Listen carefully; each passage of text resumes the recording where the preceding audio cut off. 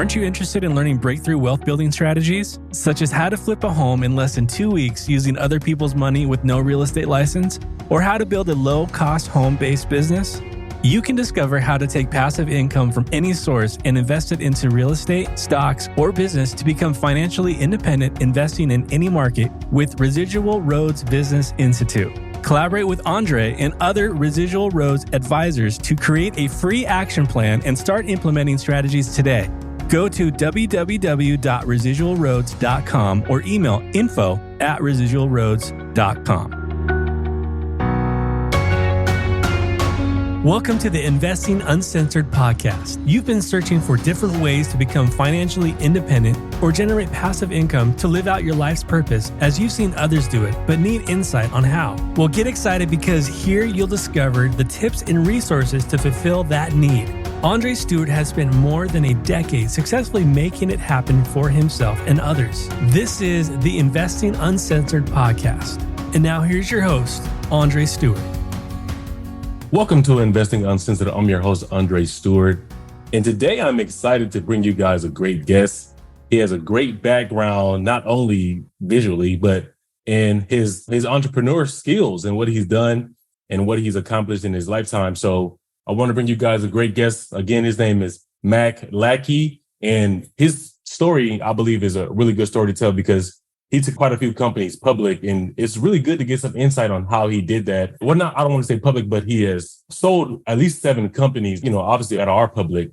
So he also has a soccer club, which is interesting. We have not had a soccer club owner on here, so it'd be good to get some insight on how he got to that point and what made him decide to buy a soccer club. So Mac, how are you doing? I'm great. Thanks so much for having me. If you can, really quick, just give us a background on all those jerseys you have in the back. So yeah, you mentioned soccer. So I've been a lifetime soccer. I used to describe myself as a player. Now I'm old enough that I say I'm a fan, but I started playing soccer when I was about 4 years old. And as a kid, all of my goals and dreams were soccer related. I wanted to play in college. I wanted to be an All-American. I wanted to play professionally. And so all my goals and dreams were sort of oriented around that. And thankfully, I was able to check off a lot of those kind of things along the way. I, played in college, played through college, played a little bit after. Mm-hmm. But soccer was such a big part of my life that even after I stopped playing, a lot of my future entrepreneurial ventures were tying into soccer. So yeah, the jerseys behind me are literally signed jerseys from Pele, who I met at his house in Brazil, Lionel Messi, who I met in Barcelona, Ronaldinho, a Brazilian, one of my favorite players in history. I met him in New York, and Neymar, some of the greatest players that have ever played the game, including the women's side, Mia Hamm and some of the American players. I've been very fortunate to meet them and get pictures with them and get autographs. And they really represented some of the, most exciting moments of my life. So as a big soccer guy, it's pretty meaningful. So yeah, I have kind of a lineup of them behind me on the screen. It is great, guys. You will see it. It's amazing. So then take us back to the beginning of your journey. What made you want to become an entrepreneur, and, how did it all get started? And, give us a little success on those 7 companies you exited. Yeah. So the early part of my life, as I mentioned, was really soccer related. And I just focused on that until almost the minute I stopped playing. So I went from being a soccer player, even when I went to college, it was really to play soccer. I didn't think about classes or degrees that were leading me somewhere because everything was soccer related. Ultimately, in 1994, so this dates me, but when I stopped playing, I got my first job with a very small software startup. I didn't have any skills. I didn't have any technical skills. I didn't have a business major. I didn't have an entrepreneurship class in my background. Mm-hmm. I started with this really small, high growth software company. And very quickly, I met an engineer that he and I became very good friends. The way I sort of think about it in hindsight, almost because I didn't know any better and I was pretty confident, he and I decided that what we were doing as a small company, our software or the company that I was working with was focused on the education market. And we really believed that 2 things were happening in the world. One was that business was really going to benefit from the software that was being built. And 2, that the internet was going to kind of change everything. And so for a lot of people, that seems like such an obvious statement. But I launched my first internet company in the first quarter of 1995, right after Netscape launched the first commercial web browser. So we were literally right at the beginning of what people now describe as Web 1.0. And so I kind of got started. My first company, it was a typical garage startup, meaning, I lived in a 1-bedroom house. I wish it was a house. It was a 1-bedroom apartment. I was eating peanut butter and jelly almost every night. All the stuff that people sort of say was literally how I was living. We had no money. I was engaged to be married to what is now my wife of 26 years. But, she and I were struggling, trying to get this started. My business partner and I were struggling. And that business, because of timing and some good decisions, grew very, very quickly. And 3 years later, we sold that startup for 8 figures. I was I was about 27 at the time. So I had my first, pretty significant exit in my 20s. And I really just fell in love with the startup process and journey. And by having an exit, it really validated that all the hard work, all the struggles we had gone through was worth it, particularly since it happened relatively quickly. I mean, it was a 3-year grind, but then all of a sudden, when you have this amazing exit, we were like, okay, well, it was worth 3 years of hard work because, we just had a life-changing exit. So that's kind of how I got started. And then over the next 25 years after that, I started, scaled up, and exited a number of additional companies, and just been kind of a prolific startup enthusiast. I really love the process. It's been a big part of what I've done. So that's a great story because, a lot of people, not a lot, everyone that I bring on here, we all have a similar background, and there's this narrative going around that some reason people think that people that are successful just came from a lot of money. Yeah. Right. So they don't know that, like you just said, the 3-year grind. I have a startup too. And so I've been in the grind for a while. So, and you get to a certain point, and like you said, it's hard, but when you get to a certain point where you're like, okay, I'm about to make an exit, it feels so good and it feels worth it. And so with you, tell us about your background. Did you come from wealth? Were your parents rich? Did you? Oh, gosh, that would have made life a lot easier. In a lot of ways, I feel, when you sort of talk about your background, your childhood, in a lot of ways, I was truly blessed simply because I had parents that, number one, stayed together. Number two, were very, very good parents and supportive of me. They were and are a big part of my life. So I feel very fortunate to have had awesome parents. What they didn't have and what we didn't have is, I didn't grow up in a home, my parents didn't go, off to college. My dad, when I was young, was a 3rd shift engineer working kind of the midnight shift. And so he worked really hard. So I learned a lot about work ethic from him, but, just to get our family to a position where we had kind of a middle class opportunity. And so I again, I don't want to paint my picture as like I came from under the gutter. I mean, I had a loving, warm family, but I certainly didn't have a wealthy upbringing. And thankfully for me, soccer, opened a lot of doors. And so because I was, a reasonably good soccer player, I was able to get scholarships to some of the top soccer, programs in the country. And I was able to, travel abroad to play things that would not have been available to us as a family. I didn't travel for vacations to even out west or California or other countries. It was, we'd go to the local beach once a year. So I feel, again, fortunate to have the childhood I did, but it was not a path of wealth where I didn't have to worry about money or anything like that. So basically what you're saying, your parents didn't come to you and write you a check for $100,000 or mortgage their home for your business to get started. Yeah, our very first business was certainly, I think we had about $10,000 between our partner and I that like would buy our first computer to get started. And then if we didn't actually generate revenue in about 60 days, the whole thing would have gone under. So we had about 60 days and 10 grand to like make it all work. So it was a tough start. And that's a great point because I was similar background, came from poverty, and basketball being my outlet, my way out. And one thing that I do know, which you can probably attest to this, there's a great thing about athletes, the mentality and the mindset that they have and their willingness to not give up. I think that's why a lot of companies like to hire athletes because they know that they have this, particular mindset.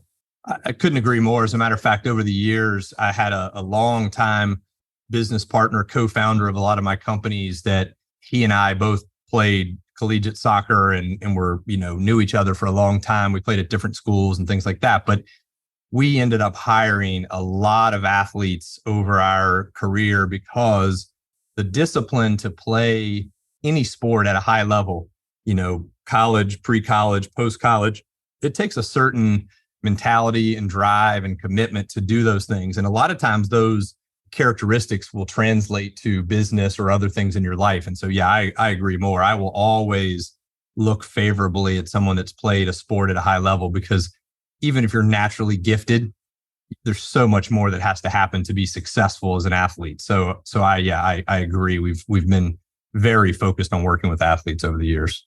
I like to say, if you're an athlete, some athletes just stick to the sport and that's it.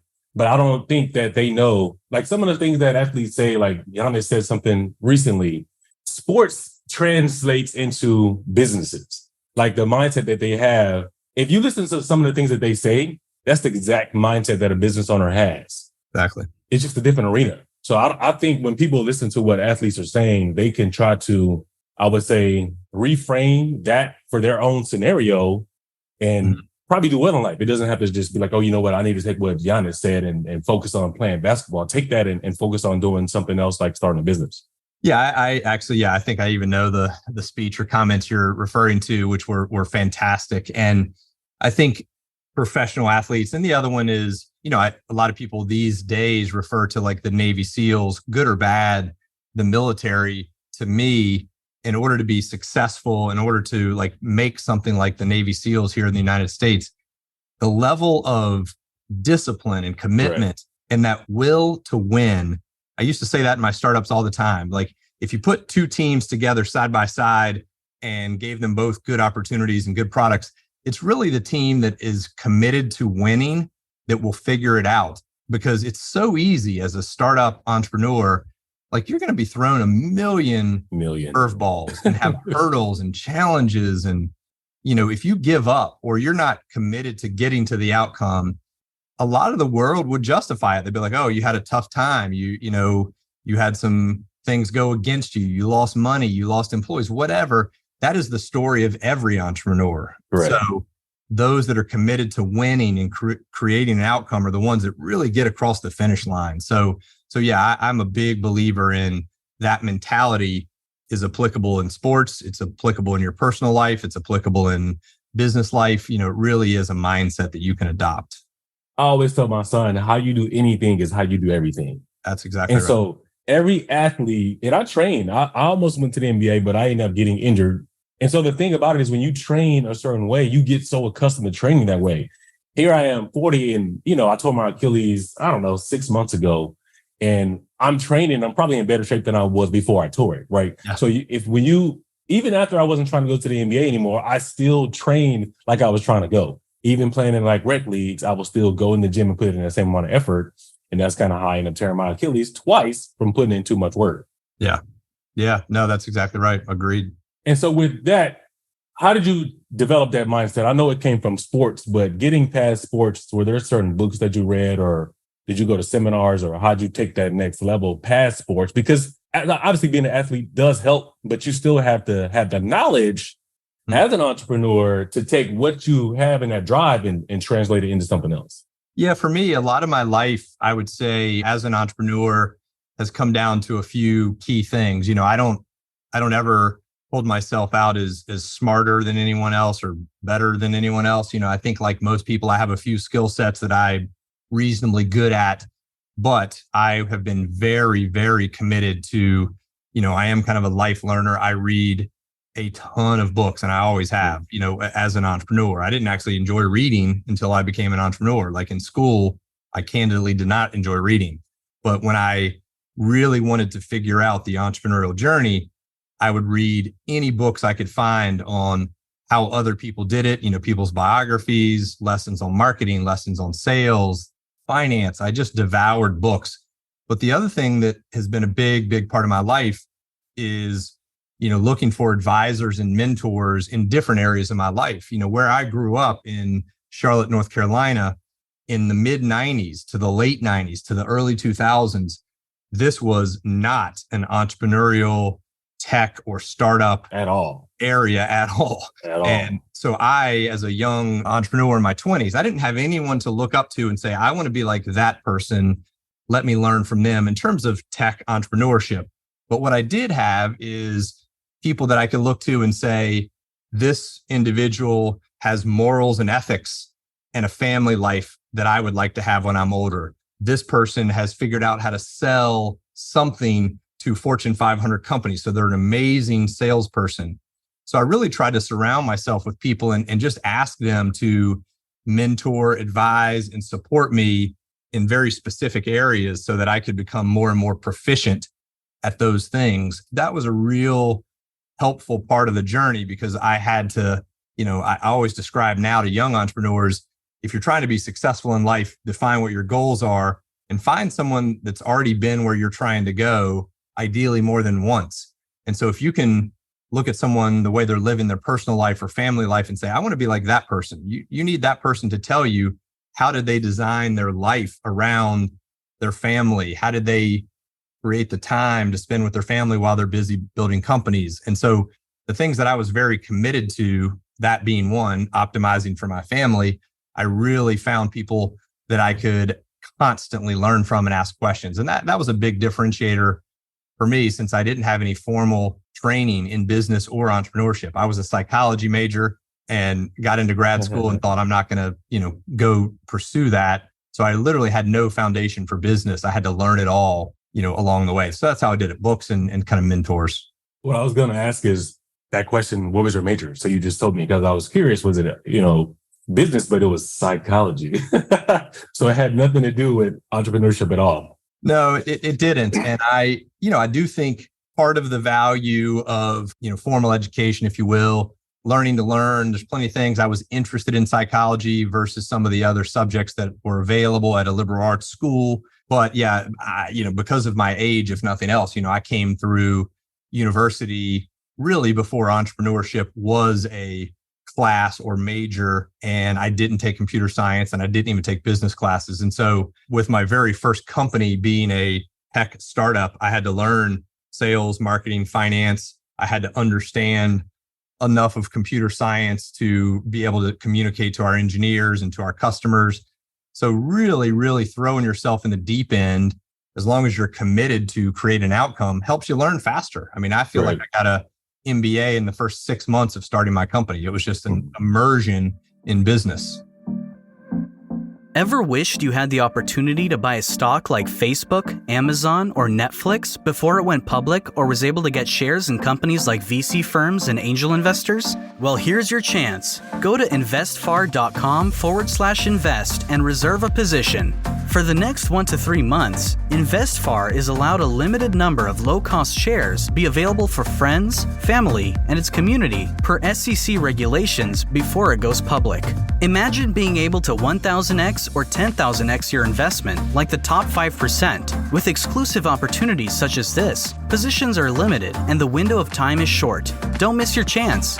That's INV as in Victor, ESTFAR.com/invest. And I wrote a book called Epitome of the Mind, and it talks about what you're saying. Everything obviously starts in the mind, but I don't think people know that just because someone's rich, there's a stat out there that says millionaires have at least 7 mentors, right? For different things, just like you just said. So that's a great point. And obviously you've exited a bunch of companies. You're an angel investor in 50 companies and you still have mentors, and you don't need mentors because you can do whatever you like to do. You've obviously succeeded and exited multiple companies, but you still choose to have mentors. And why is that? I think for me, and gosh, it almost feels cliche because I've heard other people say it and it never lands well, but it's just the truth. In my case, I went from, like I said, eating peanut butter and jellies to, I was in my kind of mid to late 20s. And I went from that to being, bought a mountain house, beach house, got the sports cars I wanted. I mean, I kind of checked off all of the bucket list items. And as soon as you do that, it was like, all right, well, I ended up selling most of those things. I still had a nice house and I like nice cars to some degree, but then I realized very quickly, like, that's not life. Life to me was much more about how do I spend time with my two daughters who were, born right in the middle of me trying to grow my companies? And how do I travel, which is something I'm passionate about? So it wasn't really about money and possessions and things anymore, as much as how do I want to live my life? And that's an ongoing journey. It's constantly changing. I'm constantly thinking about new chapters. And that's kind of where I am now. The reason I'm trying to help people is because after I sold my last company, I realized I probably don't want to start another company. I have been heads down building companies for most of my life. Now I really want to help other people, and I want to travel with my wife, and I want to do interesting new things like buy a soccer team in Spain. So it's just kind of a new chapter. And in order to enter new chapters, I'm learning tons of new stuff. And so mentors remain a big part of that. And so I think technology has bridged that gap tremendously, because before you didn't have access to people that had so much knowledge. Like YouTube, you can go on and find a mentor from afar. You don't have to know this person directly, but you can go on there and find almost anything. Or I even said this on a recent podcast, Instagram or Twitter. If you really have a compelling message and you send it to someone you want to be your mentor, if they read it, I mean, you could really get access to somebody 20, 15 years ago. You could not do that at all. So I think that finding a mentor is obviously one of the greatest things, because it cuts down your risks, right? Like if you go and you find someone who's done it before you, they're going to be like, I wouldn't do that. And you can obviously make your own decision, right, but they're going to advise you on, I don't think you should do that. And based on my experience and where I am, you should listen to them. The point you're making there is, people can tell you what to do and keys to success, but there's just as much, if not more, value in what not to do. Correct. What to avoid, what to, mistakes to just never even pursue. So yeah, mentors can be very helpful in that context. And I think the world is I'm jealous. I mean, I'm jealous for Yes. the generation of people that have access to, amazing content and teachers and mentors, because before it was like, if they weren't in your local area where you could go have a cup of coffee with them, it was really hard to connect with someone. Now, like you said, I mean, you can mentor or connect with or advise or invest in people, companies, entrepreneurs all over the world. So there's really candidly, to me, that means there's no excuse. If you want mentors, you can find amazing mentors in the world. And it's like, at this point in time, I always say there's no one who should not be a millionaire in the next 5 years. That's just why I really believe, because you can go on YouTube and create content. I think they just said $32 billion in 2022 alone with YouTube content creators. Right. That is insane. Yeah. The barrier of entry is low. I mean, it's a lot more competitive, to be an influencer, to do certain things. But I'll tell you the 30-second story, which I think is funny. So my second company, we set out to do something at the time was very progressive with media over the internet. And we raised, for that company, $2 million from investors. We spent $1 million on a content management system and e-commerce system that we built because we had to have engineers. So $1 million was what it cost us to just build the foundation. You can get that for about $10 a month from WordPress right now. Wow. And so it literally cost us $1 million to do something that the average citizen can get for less than $20 a month now. So the barrier, particularly with technology, to start companies is so low. We used to have to physically buy servers to host content. And every time we would get to capacity on a server, you have to plunk down another $10,000 for a new server. And you just kept building them. Now, again, Amazon Web Services, you can turn on and turn off in an hour. It's amazing how easy it is to start something. Not that it's easy to be successful. You still have to work, but the barriers and the access is just wide open to everyone. And so that's one of the things that I try to always push on this narrative, is that it doesn't matter what background you came from, right? Especially in this day and age. I think before information, you had to go and read it. You had to go to the library. You had to go do so many different things. But now you can Google something and literally you're going to have 20 million hits on that one thing. You know what I mean? Or you can just type it in, how do I change the filter on a 1975 Chevy? It's going to come up. That's true. So I guess a lot of people that are listening to this podcast are business owners, and you are an angel investor. What kind of companies do you look to invest in? And do you have a website that you can receive deals from? Do you have a minimum investment amount that you like to put towards? Yeah, so I would say a couple things. I have been a relatively prolific angel investor over the years. And some of that was I'm real passionate about entrepreneurship and startups, and I love to see people succeed. I realized, really in the last year in particular, my value to entrepreneurs is probably higher as a advisor, mentor, providing them, helpful things relative to the size of check I could write, where people's friends and family can, give them a lot more capital a lot faster typically. So I would say I'm investing less and less these days. I've got a couple of companies, in my team that I'm really focusing capital around, but I do also publish a lot. I have a primary website at maclackey.com, just, my name, which is I blog posts, and I try to put videos, all really in an effort to help entrepreneurs. And then the other thing I've been doing over the past number of years is I created a program called Exit DNA. And I wrote a book. It was really an ebook that I was selling, thousands and thousands of this book. And then I decided to just give it away for free because it really is the actionable steps that entrepreneurs need to put into their business so that they can sell it in the future if they want to. And that's the key thing for me is, as an entrepreneur, you may not want to sell your business. You don't know what the future holds, but you want the option or the ability to sell it, because for most entrepreneurs, an exit is the largest financial opportunity of their life. And so you want to have that option. You want to know that if you sell it, you maximize value. So I've got this ebook at Exit DNA, which is the name of my program. So exitdna.com/book.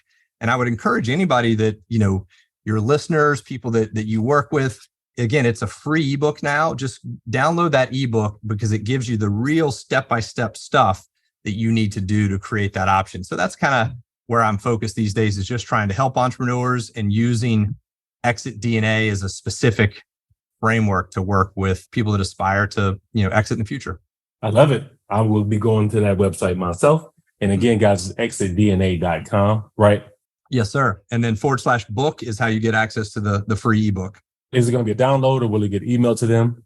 Yeah, I think you put in name, email address. It'll get emailed to you as a PDF, so you can download it, print it, whatever you want to do. And it's, like I said, it's very actionable stuff. Like you can just read it and start putting some of the stuff to work the same day. It's not esoteric, long-term strategy. It's tactical stuff you can start taking advantage of.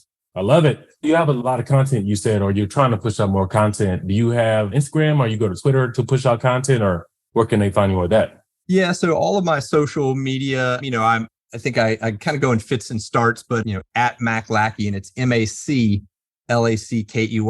on most of the social channels. I do post on Instagram. A lot of what I post on Instagram is, travel with family, because I'm traveling a lot back and forth to Spain with this team. And LinkedIn, I have a, fairly prolific, I'm posting content, trying to help and connect with entrepreneurs. So that's a good place to reach out to me as well, as on LinkedIn. Guys, reach out to him. He obviously has a lot of good information just based on us being able to chat for a quick moment here.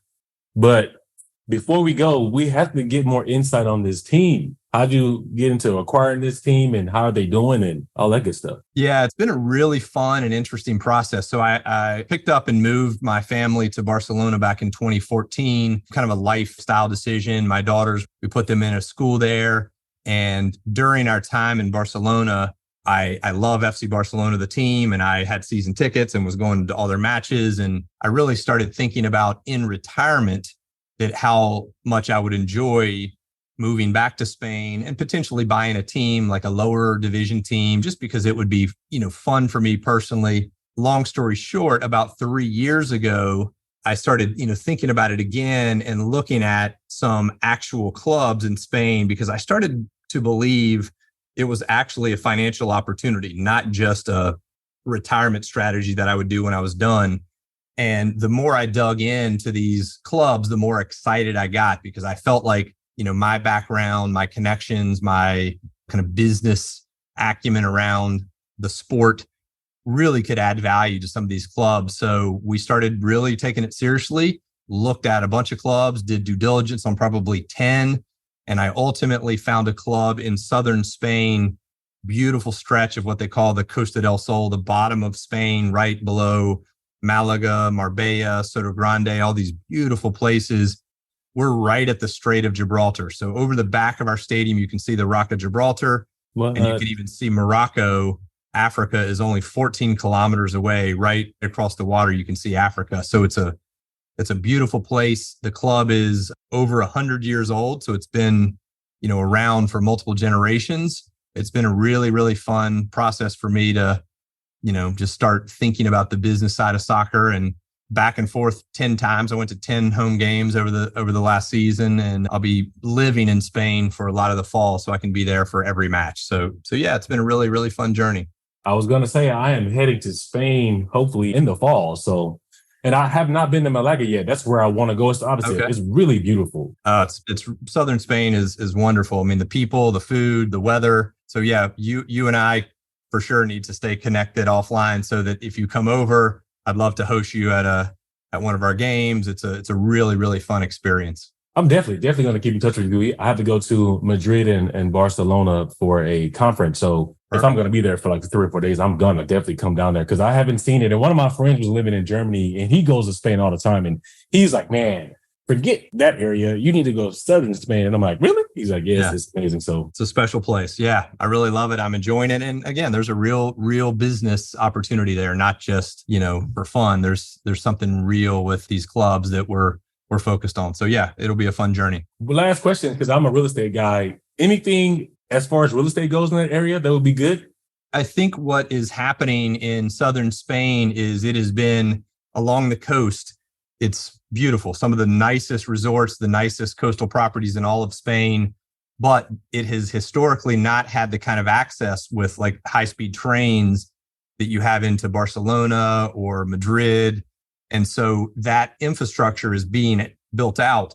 So I believe over the next 5 to 10 to 15 years, you'll see the real estate prices in some of the most beautiful areas of southern Spain really take off. And other than just little stretches of the coast, if you come inland 100 yards, much less a mile, there's lots of available land, houses, buildings, all untapped opportunities in my opinion. So yeah, we're actually looking at a number of real estate opportunities now that I've seen on the ground what it looks like. I think it's a big wave kind of coming into southern Spain. And Malaga is the fastest growing city in Spain, getting a lot of investment dollars. They're calling it the next Barcelona, and it's only about 45 minutes away. Big airport, big train station. So everything below there, in my opinion, is going to see valuations kind of shoot up over the next couple of years. Mac, thank you for your time, and we're going to be in touch. I love it. Thanks so much for having me. Okay, Mac. Thank you again. Aren't you ready to start a business or grow your real estate investing portfolio? If you answered yes, allow Andre and the expert advisors at the Residual Roads Business Institute to fast track and put you on a path to full-time investing. The greatest transfer of wealth in our lifetime is occurring over the next few years, and you can take advantage if you know what to look for. In order to be successful at real estate investing, you need to learn how to leverage your current resources to generate quick money, big money, and retirement money. Let Residual Roads advisors craft a plan to get you through these phases using little or no money in 6 months or less. Don't wait for a job. Create one for yourself and others. Go to residualroads.com for mentorship, and for our free course, go to residualroads.thinkific.com.